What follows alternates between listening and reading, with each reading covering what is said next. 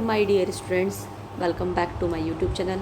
तो आज हम पढ़ने वाले हैं चैप्टर नंबर 3 जो कि क्लास 10th का metals and non metals chapter है। ठीक है, जैसे हमने बाकी चैप्टर्स को किया है वन शॉट में, उसी तरीके से हम इसको भी वन शॉट में करने वाले हैं। तो अगर आपको मेरा वीडियो पसंद आता है तो देन लाइक शेयर सब्सक्राइब, और इससे पहले की चैप्टर्स का आपको लिंक डिस्क्रिप्शन बॉक्स में मिल जाएगा। तो स्टार्ट करते हैं हम मेटल से। मेटल क्या होते हैं? Those element which form positive ion by losing electron are called metals. Metals क्या होते हैं कि ऐसे हमारे पास में एलिमेंट्स जो इलेक्ट्रॉन देकर के पॉजिटिव आयन बनाएं। मेटल्स जो इलेक्ट्रॉन देकर के क्या बना रहे हैं, आपके पास में पॉजिटिव आयन बना रहे हैं। इलेक्ट्रॉन देंगे और क्या बनाएंगे? Positive ion. या इस तरीके से भी ये हो सकता है। ठीक है, डिपेंड करता है वैलेंसी कितनी है। फिर हमने बात करी फिजिकल प्रॉपर्टीज़ की। फिजिकल प्रॉपर्टीज़ क्या कि एक तो ये गुड कंडक्टर होते हैं, किसके? आपके गुड कंडक्टर होते हैं किसके? हीट और इलेक्ट्रिसिटी के। सेकंड है इनका हाई मेल्टिंग और बॉइलिंग पॉइंट होता है। नेक्स्ट है सॉलिड होते हैं रूम टेम्परेचर पर एक्सेप्ट मरकरी, जो कि किस स्टेट में होता है? Liquid. Very very important. Next हम बात करते हैं आर सोनोरस। अगर हम इसको ट्रिक के बेसिस पर बोले तो सोनी सोनी सी आवाज़ निकालते हैं। Means they produce a sound on striking. ये क्या करते हैं? साउंड निकालते हैं जब हम इनको पीटते हैं या उनको मारते हैं। आर मैलिएबल, एबल है शीट बनाने में, ये ट्रिक है। दे can B harmed into thin sheet. ठीक है, इनको जैसे ही हम हार्म करते हैं तो ये क्या हो जाएंगी? थिन शीट में कन्वर्ट हो जाएगी। आर डक्टाइल, देखो डक्टाइल की अगर स्पेलिंग हम देखते हैं तो सबको आपको ना वायर जैसी स्ट्रक्चर दिख रही होगी इसके स्पेलिंग में। Means they can be use to make wires. ये किस में काम आते हैं? आपके पास में वायर बनाने में ये काम आते हैं। ठीक है, नेक्स्ट हम बात करते हैं। तो हमने अब तक क्या पढ़ा? मैलिएबल होते हैं, डक्टाइल होते हैं, सॉलिड होते हैं और सोनोरस होते हैं, गुड कंडक्टर, हीट और इलेक्ट्रिसिटी के होते हैं, और हाई मेल्टिंग और बॉइलिंग पॉइंट होता है। एक एक्सेप्शन केस आ रहा है यहाँ पर सॉलिड के बेसिस पर, मरकरी, जो कि किस स्टेट में होता है? लिक्विड स्टेट में। ठीक है, gold is the most ductile metal. Means क्या बोल रहा है? Wire of gold can be made easily because gold is very soft for bending. ठीक है, आपके पास में जो वायर्स है, ठीक है, वो ईजिली बन सकते हैं किसके? गोल्ड के। ठीक है, और अगर हम बोलें तो हमारे पास में जो गोल्ड होता है वो बहुत ज़्यादा अच्छा डक्टाइल होता है। ऐसे कहा जाता है कि इसके 1 ग्राम से हम 2 किलोमीटर तक का हम क्या कर सकते हैं? वायर ड्रॉ कर सकते हैं। देखो ये हमारे पास में किसका वायर है? कॉपर का वायर है। किसका वायर है? कॉपर का वायर है। और ये कौन है हमारे पास में? Gold wire. नेक्स्ट अगर हम बात करते हैं, नेक्स्ट टॉपिक हमारे पास में केमिकल प्रॉपर्टीज़ ऑफ मेटल्स। तो सबसे पहले अगर हम बोलते हैं केमिकल प्रॉपर्टीज़ के बेसिस पर, अगर मेटल रिएक्ट करती है किसके साथ में? ऑक्सीजन के साथ में रिएक्ट करती है तो हमारे पास में क्या बना लेगी? मेटल ऑक्साइड बना लेगी। जैसे फॉर एग्जांपल मैग्नीशियम का रिएक्शन अगर हम O2 के साथ में कराते हैं, बैलेंस करके इक्वेशन को लिखते हैं तो हमारे पास में क्या आ जाएगा? हमारे पास में 2MgO आ जाएगा। ठीक है, magnesium oxide. This is magnesium oxide. Copper के साथ रिएक्शन कराते हैं तो हमारे पास में O2 के साथ में रिएक्शन करके क्या बना लेगा? ये कॉपर ऑक्साइड बना लेगा। तो आप देख रहे हो कैसे मेटल ऑक्सीजन के साथ में रिएक्शन करके मेटल ऑक्साइड बना रहा है। फिर नेक्स्ट हम पढ़ते हैं different metals react in different ways with O2, कि जो अलग अलग मेटल्स होती है वो अलग अलग वे के बेसिस पर रिएक्शन करती है किसके साथ में? O2 के साथ में। कई है जो सिंपल, अगर आप उनको O2 में रखोगे तो वो फटाफट से रिएक्शन कर जाएगी। कईयों को रिएक्शन करवाने के लिए बहुत ज़्यादा कंडीशन अच्छी चाहिए होती है। कई कितनी ही कंडीशन दे लो रिएक्शन ही नहीं करेगी। तो इस तरीके से हम डिवाइड करते हैं। फर्स्ट हमारे पास में metals like potassium and sodium. ठीक है, पोटेशियम को हम बोलते हैं K और सोडियम को हम बोलते हैं Na। React so strongly with oxygen that they catch fire if kept in open. तो ये आसानी से ईजिली आपकी क्या पकड़ लेगी? आग पकड़ लेगी। अगर आप इसको क्या करोगे? ऑक्सीजन के साथ में, या सिंपल आप इसको खुली करके रख दोगे तो क्या पकड़ लेगी? आग पकड़ लेगी। So that they are kept in kerosene oil to avoid accidental fire. तो ऐसी एक्सीडेंट से बचाने के लिए इनको किस में रखा जाता है? कैरोसिन ऑयल में। वेरी वेरी इंपॉर्टेंट कि आपके पास में कौन कौन सी मेटल है जिसको कैरोसिन में रखा जाता है और क्यों रखा जाता है? क्योंकि ये ऑक्सीजन के साथ में फटाफट रिएक्शन करके क्या कर लेती है? आग पकड़ लेती है। दैट्स वाई एक्सीडेंट से बचाने के लिए इनको किस में रखा जाता है? इसको रखा जाता है आपके कैरोसिन ऑयल में। ठीक है, देखिए ये आपके पास में कौन है? Sodium stored in kerosene. ठीक है, ये सोडियम है, आपको लैब में भी मिल जाएगा ये। ठीक है, नेक्स्ट हमारे पास में at room temperature surfaces of metal such as magnesium. तो कौन सी मेटल हमारे पास में, जैसे मैग्नीशियम हो गई, एल्यूमिनियम हो गई और जिंक हो गई। हमने सोडियम की बात कर ली, हमने पोटेशियम की बात कर ली, ठीक है। अब हम बात कर रहे हैं किसकी, मैग्नीशियम की, एल्यूमिनियम की और जिंक की बात कर रहे हैं, ठीक है। किसकी बात कर रहे हैं, जिंक की। Are covered with a thin layer of oxide to prevent further oxidation, ठीक है। अगर हम कौन कौन सी मेटल्स को, मैग्नीशियम को, एल्यूमिनियम को और जिंक को सिंपली अगर हम खुले में रख देते हैं तो इसके ऊपर क्या हो जाती है, देखो ये क्या क्या लग जाएगी, इसके ऊपर ऑक्साइड लेयर जम जाएगी, ठीक है। Magnesium covered with oxide layer, ठीक है। तो ये सिंपल रिएक्शन करके क्या कर लेगी, आपके साथ में केवल और केवल अपने ऊपर एक ऑक्साइड की लेयर जमा लेगी। सिल्वर एंड गोल्ड, सिल्वर को हम रिप्रेजेंट करते हैं Ag से और गोल्ड को रिप्रेजेंट करते हैं Au से। अब हम बात कर रहे हैं Ag और Au की, ओके। तो silver Ag and gold Au do not react with oxygen even at high temperature, कि आप कितना ही टेम्परेचर दे लो ये ऑक्सीजन के साथ में रिएक्शन नहीं करेगी। कौन, आपके पास में Ag और Au। तो अभी हमने क्या बोला कि जो K और Na है ये बहुत फास्ट रिएक्शन करती है, Mg Al और Zn ये आपके नॉर्मल रिएक्शन करती है, और AgAu ऑक्सीजन के साथ में रिएक्शन ही नहीं करेगी। नेक्स्ट हमारे पास में एम्फोटेरिक ऑक्साइड्स। एम्फोटेरिक ऑक्साइड क्या होते हैं, metals oxide which react with both acids as well as bases to produce salt and water are called amphoteric oxides, ठीक है। मैं अगर आपको बोलूँ कि अगर हम बोले कि मेटल जब भी किसके साथ में रिएक्शन करेगा, ऑक्सीजन के साथ में रिएक्शन करेगा, तो कैसी कैटेगरी बनाएगा, ध्यान रखिएगा, बेसिक कैटेगरी बनाएगा। कौन सी कैटेगरी बनाएगा, बेसिक, ठीक है। ध्यान रखिएगा, जो मेटल ऑक्साइड होते हैं वो हमेशा बेसिक कैटेगरी के होते हैं, जो हमने सेकेंड चैप्टर में पढ़े थे। फिर हम ऐसे ऑक्साइड्स की बात कर रहे हैं जो एसिड और बेस दोनों के साथ में रिएक्शन करता हो, उसे हम क्या बोलेंगे, एम्फोटेरिक ऑक्साइड्स। फॉर एग्जाम्पल जैसे Al2O3, ठीक है। एल्यूमिनियम ऑक्साइड के बारे में अगर हम बात करें तो ये आपके पास में एसिड से भी रिएक्शन कर सकता है और ये किसके साथ में भी रिएक्शन कर सकता है, बेस के साथ में भी रिएक्शन कर सकता है। इसलिए Al2O3 आपके पास में कैसा ऑक्साइड है, एम्फोटेरिक ऑक्साइड है। नेक्स्ट हमारे पास में reaction of metal with water. अभी हमने क्या पढ़ करके आए हैं, reaction of metals with oxygen. अब हम पढ़ रहे हैं वाटर के साथ में। जब भी मेटल रिएक्शन करता है किसके साथ में, तो वाटर के साथ में, तो हमारे पास में क्या बनेगा, मेटल ऑक्साइड बनेगा। और कौन सी गैस रिलीज होगी, हाइड्रोजन गैस रिलीज होगी। वापस ये मेटल ऑक्साइड इधर आएगा, ठीक है। मेटल ऑक्साइड वापस वाटर के साथ में रिएक्शन करेगा तो क्या बना लेगा, आपके पास में मेटल हाइड्रोक्साइड बना लेगा। तो सबसे फर्स्ट हम देखते हैं सोडियम और पोटेशियम, ठीक है। वापस आ गया KNa, ठीक है, सोडियम और पोटेशियम आ गया। तो अगर हम बात करें, reaction is violent even with cold water and so exothermic that hydrogen immediately catches fire, कि जैसे ही सोडियम और पोटेशियम को अगर हम वाटर के साथ में रिएक्शन कराते हैं तो H2 गैस निकलती है, और इतनी ज़्यादा इसमें ना एक्सोथर्मिक रिएक्शन होती है कि इसमें जो हीट निकलती है ना आपके, वो हीट हाइड्रोजन के साथ में मिलकर के क्या पकड़ लेती है, आग पकड़ लेती है, फायर पकड़ लेती है, ठीक है। तो सोडियम और पोटेशियम ठंडे पानी के साथ में भी रिएक्शन करके क्या कर लेती है, रिएक्शन करा लेती है और आग पकड़ लेती है, ठीक है। और एक्सोथर्मिक रिएक्शन होती है, एक्सोथर्मिक क्या, जिसमें से हीट निकले, उन रिएक्शन को हम क्या बोलते हैं, एक्सोथर्मिक रिएक्शन बोलते हैं, एक्सोथर्मिक रिएक्शन बोलते हैं।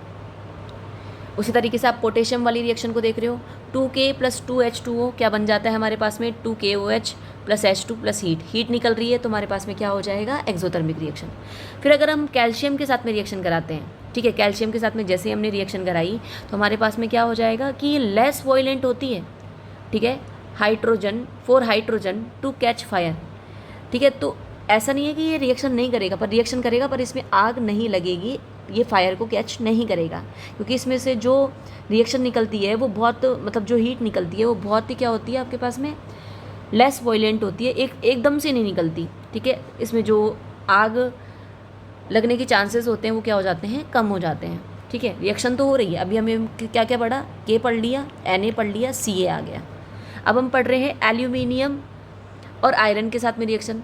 दे do not form hydroxide as their oxides are not soluble, कि जैसे ही रिएक्शन होगी तो भाई ये क्या बना लेंगे, ऑक्साइड तो बना लेंगे, पर ये ऑक्साइड्स फर्दर है ना वाटर में सॉल्यूबल नहीं होते, वाटर में सॉल्यूबल नहीं होते, इसीलिए ये वाटर के साथ में रिएक्शन ना करके डायरेक्टली क्या कर लेंगे, केवल और केवल ऑक्साइड बना करके ही रह जाएंगे। दे do not react with hot water but with stem, तो ये ना हॉट वाटर के साथ में भी रिएक्शन नहीं करते, किसके साथ में रिएक्शन करते हैं, स्टेम के साथ में रिएक्शन करते हैं, सॉरी स्टीम के साथ में रिएक्शन करते हैं। तो अभी अभी हमने क्या पढ़ा, सोडियम पोटेशियम बहुत भयंकर रिएक्शन करते हैं, कैल्शियम नॉर्मल रिएक्शन करता है, पानी के साथ में रिएक्शन कर लेगा पर आग नहीं पकड़ता, इनमें आग लग जाती है। और एल्यूमिनियम, और अगर हम बात करें किसकी, आयरन की, एल्यूमिनियम और आयरन में क्या होता है आपके पास में, ये स्टीम के साथ में रिएक्शन करते हैं, ना कि हॉट वाटर के साथ में। तो कोल्ड तो बहुत दूर की बात है। नेक्स्ट हम देख रहे हैं इसमें कि जो मेटल है अगर डाइल्यूट एसिड के साथ में रिएक्शन करता है तो ध्यान रखिएगा क्या बनाएगा, सॉल्ट और हाइड्रोजन गैस ये रिलीज़ करेगा। इस बात का ध्यान रखना, आपने ये पहले फर्स्ट चैप्टर में भी पढ़ा है कि मेटल जब भी एसिड के साथ में रिएक्शन करता है तो क्या बनाता है, सॉल्ट और वाटर। जैसे Fe2HCl के साथ में रिएक्शन कर रहा है, FeCl2 H2 निकल रही है। MgHCl के साथ में रिएक्शन कर रहा है, MgCl2 H2 गैस निकल रही है। ZnHCl के साथ में रिएक्शन कर रहा है तो क्या बन रहा है, हमारे पास में ZnCl2 और कौन सी गैस निकल रही है, H2 गैस निकल रही है। आगे दे रखा है some metals like silver, gold and copper do not react with acid, कि इनमें से कई मेटल है, जैसे कौन कौन सी, सिल्वर, गोल्ड एंड कॉपर, ये किसके साथ में रिएक्शन नहीं करती है, एसिड के साथ में रिएक्शन नहीं करती है। ठीक है, तो देखो हमने Fe, Mg और Zn के बारे में यहाँ पर पढ़ा, जबकि आपके पास में सिल्वर और गोल्ड तभी तो इनकी ज्वेलरी बनती है। ठीक है, ये किसके साथ में रिएक्शन नहीं करती, एसिड के साथ में रिएक्शन नहीं करती है। नेक्स्ट हम पढ़ें तो हमारे पास में क्या आ रहा है, reaction of metals with solution of other metal salt, कि हमारे पास में मेटल ए था और मेटल बी का कोई सॉल्यूशन, सोल्ट सॉल्यूशन बना हुआ था। ठीक है, जैसे अगर हम बात करें यहाँ पर मेटल ए जैसे Fe है और कोई कॉपर है दूसरी मेटल और उसका सॉल्ट बना हुआ है, जैसे हम इनके आपस में रिएक्शन करवाएंगे तो क्या होगा, रिएक्शन हो जाएगी और क्या निकल जाएगा, यहाँ पर कॉपर निकल जाएगा। तो यहाँ पर क्या होता है कि मोर रिएक्टिव मेटल का रिएक्शन हम जैसे ही किसी दूसरी मेटल के साथ में, दूसरी मेटल के सोल्ट के साथ में कराते हैं, ठीक है, तो एक मेटल दूसरे मेटल जो कि सोल्ट में प्रेजेंट है उसको क्या कर देगी, डिस्प्लेस कर देगी। ठीक है, और क्या बना लेगी, कंपाउंड बना लेगी। देखो यहाँ पर ये मान लो ये कौन है, सिंगल मेटल है, जैसे रिएक्शन हो रही है तो क्या बना लेगा, ये आपके पास में FeSO4 बना लेगा और क्या रह जाएगी, मेटल, कॉपर मेटल रह जाएगी। पर अगर हम इस रिएक्शन को ही उल्टी करवा दें, ठीक है, बिल्कुल रिवर्स कर दे तो ये रिएक्शन नहीं होगी, क्योंकि यहाँ पर कॉपर इतना रिएक्टिव नहीं है जितना यहाँ पर Fe रिएक्टिव है। नेक्स्ट है हमारे ये है ना, एग्ज़ाम में भी दे रखा था और लास्ट 2000 ये आपके 24 वाले एग्जामिनेशन में भी आया था, ये 2024 वाले एग्जामिनेशन में भी इस साल ये आया था। इसका डायग्राम बनाने के लिए कहा था इन्होंने। ठीक है, तो अगर हम इसकी बात करें, ठीक है, तो आप देखिएगा कि जो रिएक्टिविटी की अगर हम बात करते हैं तो ऊपर वाली रिएक्शन के बेसिस पर हम क्या बोलेंगे, reactivity of iron is greater than to reactivity of copper. ठीक है, तो हम क्या बोलेंगे, Cu FeSO4 के साथ तो रिएक्शन नहीं करेगा, पर अगर Fe CuSO4 के साथ में रिएक्शन करता है तो क्या हो जाएगा, रिएक्शन हो जाएगी और क्या निकल जाएगा इसमें, कॉपर। हमने क्या किया कि आयरन की क्या ली, कीले ली, जिसे हम आयरन नेल्स कहते हैं। इसको हमने क्या, किस में डिप करा, इसको हमने डिप करा किसके, कॉपर सॉल्यूशन, कॉपर सल्फेट के सॉल्यूशन में, जो कि कौन से कलर का होता है, ब्लू कलर का होता है। हमने कुछ घंटे तक रखा तो हमने देखा कि जो कॉपर आयन है, ठीक है, वो किस पर डिस्प्लेस हो गए, आपके वो लोहे की कील के ऊपर आ गए। और इसके अलावा जो ब्लू कलर था किसका, CuSO4 का ब्लू कलर था, वो क्या हो गया, आपके CuSO4 का ब्लू कलर क्या हो गया, कम हो गया। ठीक है, अगर हम इसका उल्टा रिएक्शन कराते हैं पर ये रिएक्शन नहीं होगी, सेम ऐसे कैसे पड़ा रहेगा। ठीक है, तो ये बहुत डायग्राम बहुत इंपॉर्टेंट है। इसमें क्या बताया गया है कि आयरन नेल लेकर के हमने कॉपर सल्फेट के सॉल्यूशन में डिप कर दिया। कुछ घंटे बाद में हम देखते हैं तो कॉपर सॉल्यूशन का जो ब्लू कलर है उसकी इंटेंसिटी क्या हो गई, डाउन हो गई, और जो आयरन की नेल है उसके ऊपर भी ब्राउन कलर जमा हो गया। आप इस डायग्राम से भी समझ पा रहे होंगे, जो SO4 है वो किसके साथ में रिएक्शन कर रहा है, Fe के साथ में। पहले किसके साथ में था, Cu के साथ में। हम यहाँ पर पढ़ रहे हैं रिएक्टिविटी सीरीज़। ठीक है, रिएक्टिविटी सीरीज़ क्या होती है कि किस तरीके से रिएक्शन होने वाली है। ठीक है, कि कौन इसमें ज़्यादा रिएक्टिव है, कौन कम रिएक्टिव है। तो देखो उससे पहले कि हमने इतनी सारी रिएक्शन देखी तो आपको थोड़ा थोड़ा आइडिया लग गया होगा। तो अगर हम बात करें, देखो KNA ये बहुत ज़्यादा रिएक्टिव होते हैं, CaMg ये normal, AlZnFe, PbH, CuHg, AgAu। Trick क्या है, देखिए ये आपकी ट्रिक है, आपको ये क्लास 12th में भी देखने को मिलेगी। ठीक है, तो हम रिएक्टिविटी सीरीज़ क्या बोलते हैं कि reactivity series is a list of metals arrange in order of their decreasing activities या रिएक्टिविटीज़, कि अगर हम ऊपर से नीचे की ओर जा रहे हैं तो इनकी रिएक्टिविटी क्या हो रही है, डिक्रीज़ हो रही है, रिएक्टिविटी क्या हो रही है, डिक्रीज़ हो रही है। और आप ऊपर वाली रिएक्शन से देख भी पा रहे होंगे कि जो सोडियम और पोटेशियम जितने ज़्यादा रिएक्टिव होते हैं उतने आपके पास में आपके कौन रिएक्टिव नहीं होता इतना, गोल्ड और सिल्वर रिएक्टिव नहीं होता। ट्रिक क्या है, काना का मैंगो आलू जान फेंको नी प्रभु है क्यों होगी आग। और हमने बोला potassium, sodium, calcium, magnesium, aluminium, zinc, iron, nickel, lead, hydrogen, copper, mercury, silver और गोल्ड। ठीक है, तो आपको ये रिएक्टिविटी सीरीज़ याद रखनी पड़ेगी। इसके बेसिस पर ही क्वेश्चन बनेंगे कि ऊपर वाली अगर कोई मेटल का रिएक्शन किसी दूसरी मेटल के सॉल्ट से हो रहा है, मेटल के सॉल्ट से हो रहा है, ठीक है, तो रिएक्शन क्या हो जाएगा, हो जाएगा। जैसे आपको देखा गया कि आपको एक क्वेरी दी थी यहाँ पर ऊपर की ओर कि अगर हम Fe और CuSO4 का रिएक्शन करवाए तो क्या रिएक्शन हो जाएगी। या देखो Fe कहाँ पर है, ये रहा, और Cu कहाँ पर है, ये रहा। देखो इसके ऊपर आ रहा है Fe, तो मतलब ये Fe ज़्यादा रिएक्टिव होगा किससे, Cu से, इसलिए इसको इसमें से भगा देगा। तो क्या बन जाएगा, FeSO4 बन जाएगा। इस तरीके से आपके कई क्वेश्चन आ सकते हैं कि क्या ये इसके साथ में रिएक्शन करेगा कि नहीं करेगा। तो आपको ये रिएक्टिविटी सीरीज़ आनी चाहिए। नेक्स्ट हम बात करते हैं नॉन मेटल्स की। नॉन मेटल्स क्या होते हैं आपके पास में। नॉन मेटल बिल्कुल अपोजिट है किसके, मेटल्स के। Those element which form negative ions by gaining electrons are called non metals. ठीक है, अगर हम बात करें कि नॉन मेटल के बेसिस पर अगर मैं बोलूँ तो नॉन मेटल के बेसिस पर रिएक्शन क्या हो जाएगी। जैसे आप Fe को जानते होंगे, F को जानते होंगे, Fe नहीं F को जानते होंगे, दिस इज़ फ्लोरीन। जैसे हम इसका रिएक्शन कराते हैं, ठीक है, तो क्या हो जाएगा, इलेक्ट्रॉन ये फटाफट से इलेक्ट्रॉन गेन कर लेगा। तो ऐसे एलिमेंट्स जो फटाफट से इलेक्ट्रॉन गेन करके नेगेटिव आयंस में बदल जाए, उन्हें हम क्या बोलते हैं, नॉन मेटल्स कहते हैं। नॉन मेटल की फिजिकल प्रॉपर्टी क्या होते हैं, या तो ये सॉलिड होते हैं या गैस होते हैं। एक एक्सेप्शन केस हमारे पास में ब्रोमीन, लो मेल्टिंग और बॉइलिंग पॉइंट होता है इनका। ठीक है, बैड कंडक्टर होते हैं हीट और इलेक्ट्रिसिटी के, एक्सेप्ट ग्रेफाइट। ग्रेफाइट आपके क्या होता है, ये कंडक्टर होता है किसका, आपकी इलेक्ट्रिसिटी का। ये क्या होता है, कंडक्टर होता है। इलेक्ट्रिसिटी का ये क्या होता है, कंडक्टर होता है। ये नॉन सोनोरस होते हैं, इनमें कोई आवाज़ नहीं निकलती है। ठीक है, ये नॉन मैलिएबल होते हैं। अगर आप इनको पीटते हो या हथौड़े से मार करके इनको देखते हो तो ये ब्रिटल होते हैं, टुकड़े टुकड़े हो जाएंगे इनके, है ना। तो ना ही आप इनको खींच सकते हो, ना ही इनका क्या बना सकते हो, कोई लेयर या थिन शीट बना सकते हो। ये ना ही डक्टाइल होते हैं। अगर सबसे अच्छा एग्जाम्पल मैं बोलूँ तो आपके पेंसिल में काम आने वाला जो ग्रेफाइट है, वो कार्बन है, वो किसका फॉर्म है, ग्रेफाइट का फॉर्म है। ठीक है, नेक्स्ट अगर हम बात करें chemical properties of non metal. ये नॉन मेटल क्या होता है भैया, पानी के साथ में रिएक्शन करके, ठीक है, कुछ नहीं होगा इनका, नो रिएक्शन। ठीक है, वाटर के साथ में रिएक्शन नहीं करेगा। नॉन मेटल अगर एसिड के साथ में रिएक्शन करता है तो कोई रिएक्शन नहीं होगी। तो दो रिएक्शन आपको ऐसे याद हो गई, एक तो वाटर के साथ में, एक एसिड के साथ में।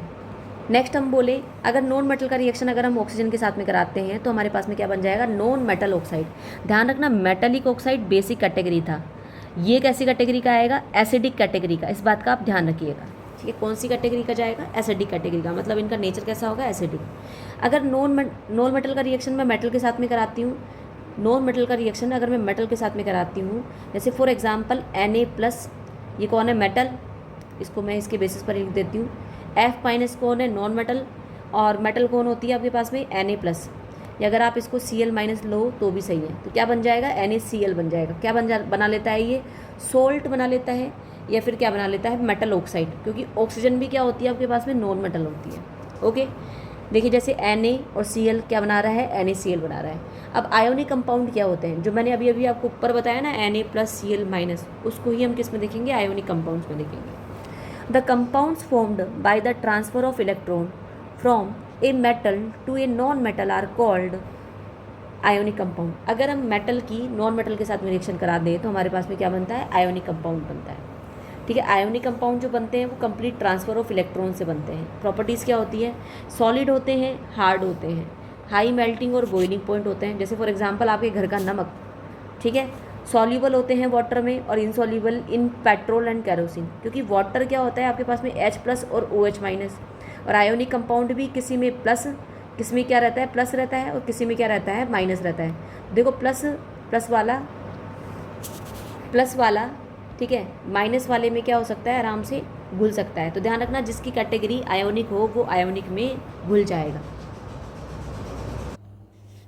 फिर हम बात कर रहे हैं यहाँ पर, ये क्या होते हैं, गुड कंडक्टर्स होते हैं हीट और इलेक्ट्रिसिटी के, मतलब इलेक्ट्रिसिटी के गुड कंडक्टर होते हैं। रीज़न क्या है कि जहाँ पर भी आपको आयंस दिखे, पॉजिटिव दिखे, नेगेटिव दिखे, ठीक है, या इलेक्ट्रॉन दिखे या कोई प्रोटॉन दिखे, जहाँ पर भी आपको सिंपल आयंस दिखे, ठीक है, कि हाँ ये टूट रहे हैं, इनमें आयंस है, तो वो हमेशा गुड कंडक्टर्स रहेंगे, किसके, इलेक्ट्रिसिटी के। ठीक है, तो हमने क्या बोला, good conductors of electricity in aqueous solution and molten state but do not conduct in solid state. ध्यान रखना, सॉलिड स्टेट में क्या होता है, इसमें आयंस नहीं होते हैं। जैसे मैंने NaCl की बात करी, तो NaCl में मैं जो इलेक्ट्रिसिटी है वो फ्लो नहीं कर सकती, बट अगर मैं जैसे इसका एक्वस सॉल्यूशन बनाती हूँ तो ये Na+ और Cl- में टूट जाएगा, तो इसका क्या बन जाएगा आपके पास में, एक्वस सॉल्यूशन बनते ही इसमें जो इलेक्ट्रिसिटी है वो फ्लो होना स्टार्ट हो जाएगी, जैसे आप फ्लो करवाते हो। तो ये कैसे बना, आयोनिक कंपाउंड कैसे बना, NaCl का फॉर्मेशन देखिए। इसका इलेक्ट्रॉनिक कॉन्फ़िगरेशन क्या होता है, 1s2 2s2 2p6 3s1।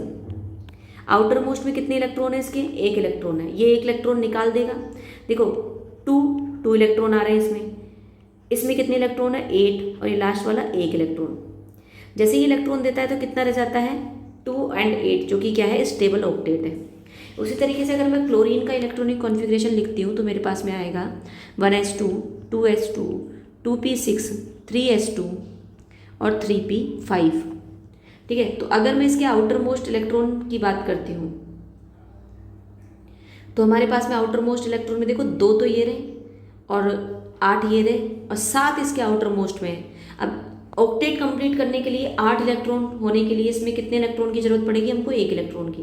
तो जैसे ही ये 1 इलेक्ट्रॉन इधर की ओर आता है तो ये क्या बना लेगा, 288 बना लेगा, जो कि क्या है, स्टेबल ऑक्टेट है। अब ये क्या हो गया हमारे पास में, स्टेबल ऑक्टेट हो गया। अब क्या होगा, तो जैसे अगर हम इसको शो करें तो ये Na में से एक इलेक्ट्रॉन गया, इधर लग गया, तो ये क्या हो गया, स्टेबल ऑक्टेट। स्टेबल ऑक्टेट, इसके ऊपर आ जाएगा प्लस और इसके ऊपर आ जाएगा माइनस। ओके, तो इस तरीके से हमारे पास में NaCl का फॉर्मेशन होता है। नेक्स्ट हम बात करें अकरेंस ऑफ मेटल्स की। देखिए मिनरल्स क्या होते हैं कि अकरेंस ऑफ मेटल में मिनरल्स का क्या रोल है कि भाई हमको मेटल मिलती कैसे है, कैसे हम इसको बना, मतलब कैसे हम इनको एक्सट्रैक्ट करते हैं। मिनरल्स की बात करते हैं, what is the meaning of minerals, the elements और compounds which occur naturally in the earth's crust are called minerals. उन्हें हम क्या बोलेंगे, मिनरल्स कहते हैं, कि जो अर्थ की ऊपर की लेयर पे मिल जाए, ठीक है, उन्हें हम क्या बोलेंगे, मिनरल्स बोलेंगे। और ओर्स क्या, कि जब उसमें से हम मेटल निकालें तो वो मेटल हमारे लिए प्रॉफिटेबल हो, ठीक है, क्या हो, प्रॉफिटेबल हो। मीनिंग जैसे मान लो और हमारे पास में था, अगर हम उसमें से 50 रुपीज़ का खर्चा करके अगर हम मेटल निकालते हैं तो मेटल आपकी कितनी कॉस्ट की पड़नी चाहिए, आपके 50 से अबव की पड़नी चाहिए, तो ये प्रॉफिटेबल है हमारे पास में। ठीक है, अगर मान लो 10 रुपीज़ की भी मेटल नहीं निकली तो ये हमारे पास में क्या है, ये प्रॉफिटेबल नहीं है।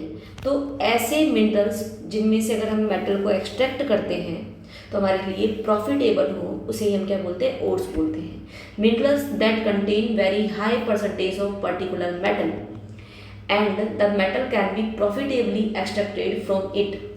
हाई अमाउंट में मेटल हो एक तो उसमें प्रेजेंट, और दूसरा उनमें से अगर हम मेटल को निकालते हैं तो हमारे लिए प्रॉफिट हो।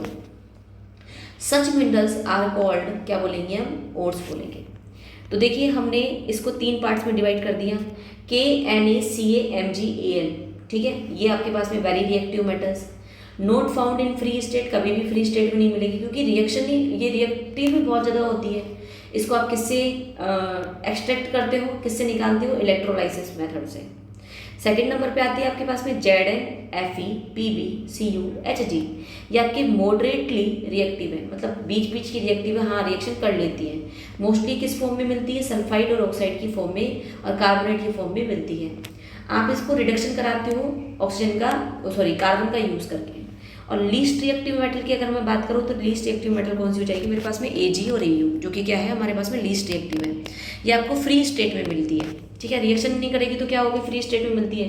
जैसे आपने KGF मूवी देखी होगी, ठीक है, कोलार गोल्ड फील्ड आपने देखा होगा, तो उसमें ऐसा नहीं है कि जो गोल्ड है वो ऐसे किसी के साथ में रिएक्शन करके बैठा हुआ है, नहीं, वो अकेला अकेला ही मिलेगा। जब भी हम एक्सट्रैक्शन करेंगे मेटल का तो हमारे पास में 3 स्टेप होते हैं। सबसे पहले तो इनरिचमेंट ऑफ ओर्स, सेकंड है एक्सट्रैक्शन ऑफ मेटल्स, और थर्ड है हमारे पास में रिफाइनिंग ऑफ मेटल। कि पहले तो उसमें से जो मोस्टली इम्प्योरिटीज़ है उसको अलग कर दो, फिर उसमें से भी आप क्या करो, मेटल को निकाल लो, और थर्ड उसमें से भी मेटल को जैसे आपने निकाल ली तो जो थोड़ी बहुत इम्प्योरिटीज़ रह गई है उसको आप क्या कर दो, अलग कर दो। तो हम ये 3 स्टेप के बेसिस पर हम यहाँ पर बात करेंगे। तो फर्स्ट हमारे पास में अगर हम इसकी बात करते हैं तो सबसे पहले हम बोलते हैं यहाँ पर किसके बारे में बात कर रहे हैं, हम ओर के बारे में बात कर रहे हैं।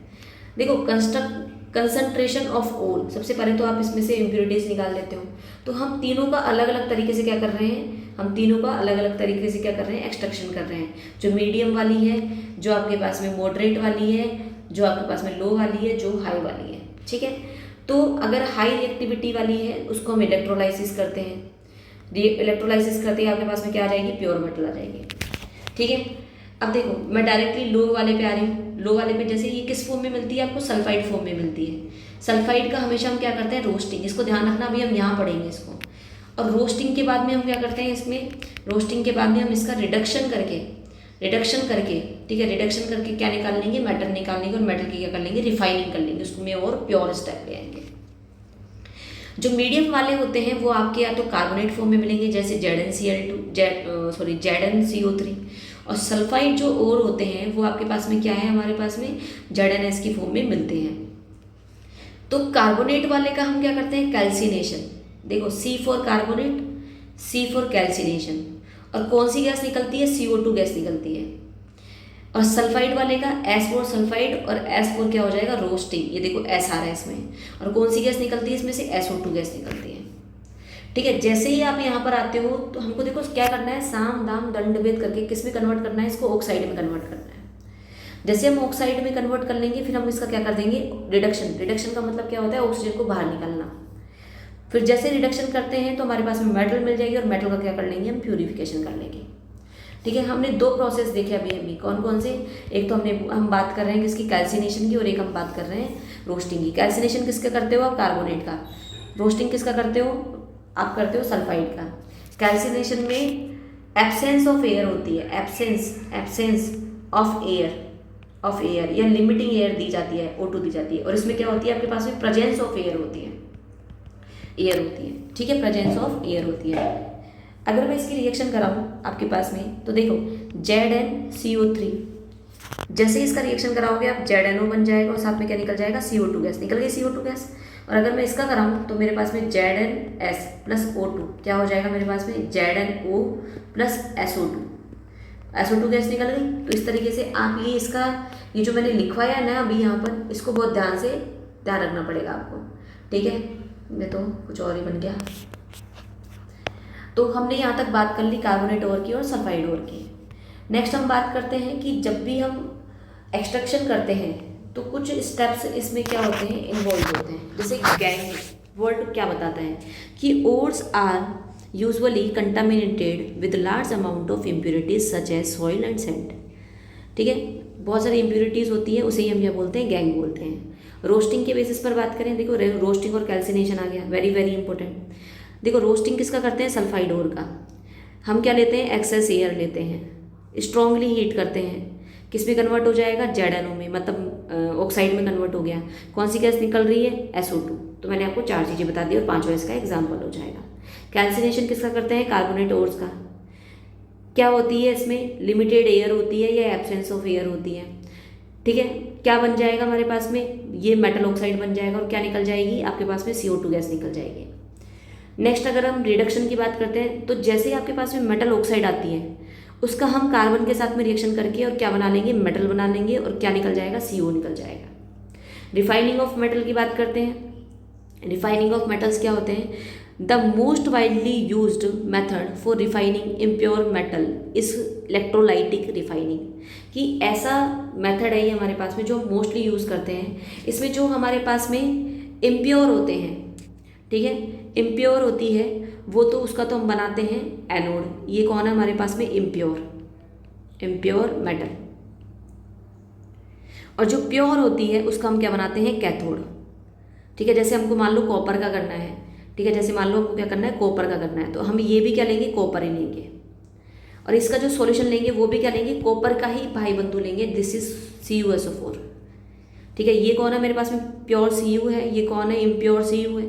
तो जैसे रिफाइनिंग करेंगे तो इसमें से जो Cu है वो यहाँ पर निकलते निकलते कहाँ चिपकने लग जाएगा, इस पर चिपकने लग जाएगा।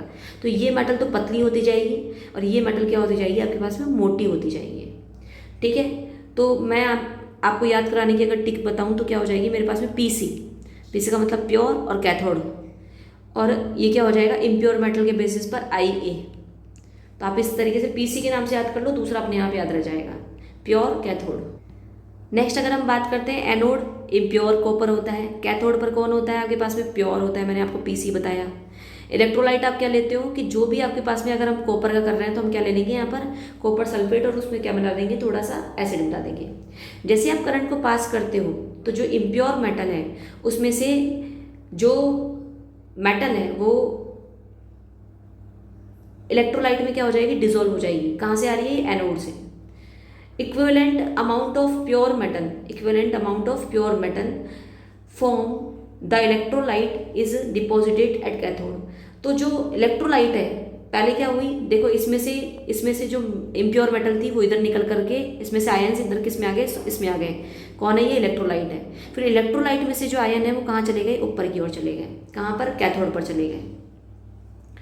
तो इलेक्ट्रोलाइट पर जाकर के डिपॉजिट हो जाते, इलेक्ट्रोलाइट में से जाकर के कहाँ डिपॉजिट हो जाते हैं, कैथोड पर। तो कैथोड मोटी होती जाएगी और एनोड क्या होती जाएगी, पतली होती जाएगी। The insoluble impurities settle down at the bottom of the anode and is called anode mug.